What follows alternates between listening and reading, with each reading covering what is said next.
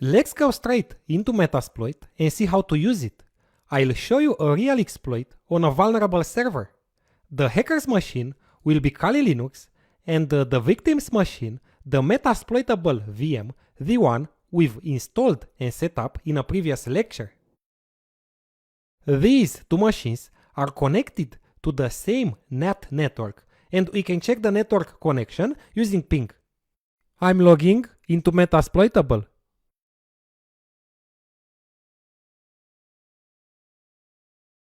And I'm running ifconfig on both VMs to see their IP addresses. This is 10.0.2.7 and this is 10.0.2.15. So ping 10.0.2.7 and it's working.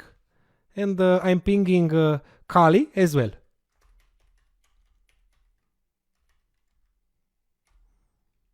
Great. In this lecture, I'll show you how a hack is performed from the beginning. The first step of an attack is called reconnaissance, which means collecting and discovering information about a system. So let's scan the target for vulnerabilities using Nmap, which is probably the most well-known network scanner. On Kali, I'm running as root Nmap minus capital A and the target's IP address.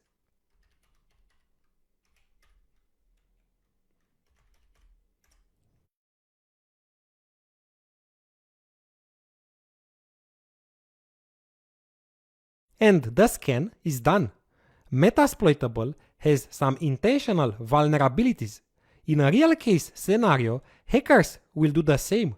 They will scan for vulnerabilities, and if there are any, they will try to exploit those vulnerabilities. The Nmap report shows important information about the services that are running, their version, and vulnerabilities. And we see there are lots of vulnerabilities.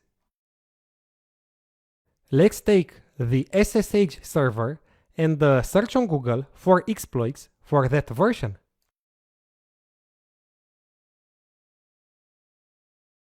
And we notice there are some exploits available. Those exploits can be executed using Metasploit.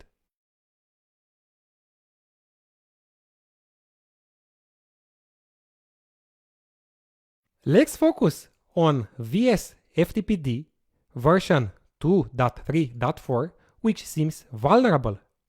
This vulnerability will provide us with a root shell using a backdoor command execution. This means we'll have full root access to the vulnerable system. We can see information about the exploit. Now back to Metasploit, I'm starting the console by running msf console. It's starting. Once started, we can search for a vulnerability or for a service by name. I'm running search vs ftpd.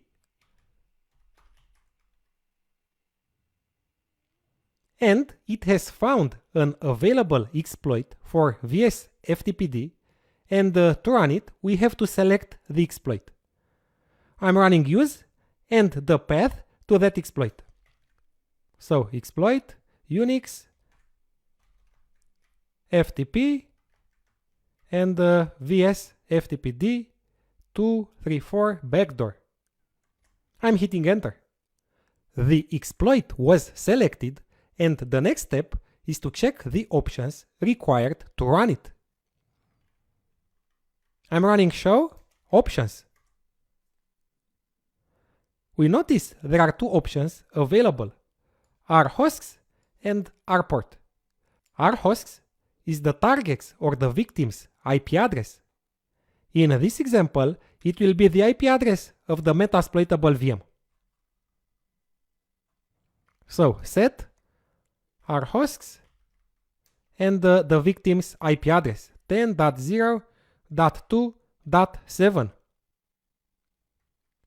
The other option, rport, is the remote port on which FSTPD listens.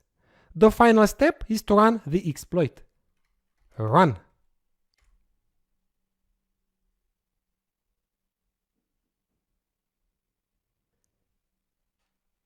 It found a shell, opened a session, and the target was hacked. We have gained access to Metasploitable VM remotely.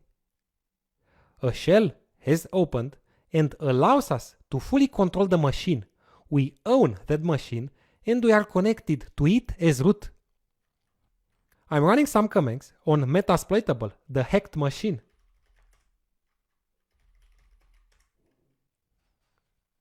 You see here, this is its IP address.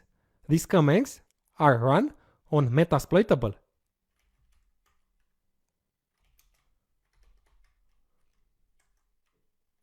I'm creating a file on the hacked machine.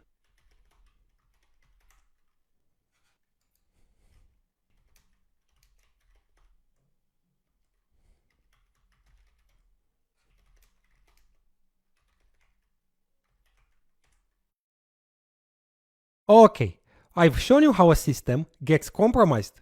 We've intentionally used a vulnerable machine in a lab environment, but the same could happen in a real-world scenario.